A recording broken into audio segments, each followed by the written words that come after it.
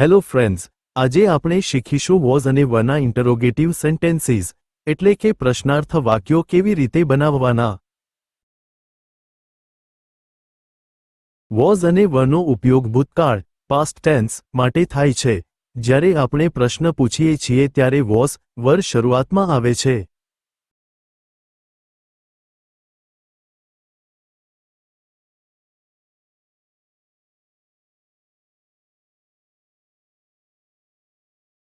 નિશા બીમાર હતી.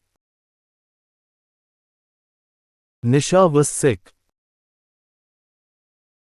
શું નિશા બીમાર હતી? વોઝ નિશા સિક? તું પાગલ હતો. યુ વર મેડ. શું તું પાગલ હતો? વર યુ મેડ? અમે ગરીબ હતા. વી વર પુઅર.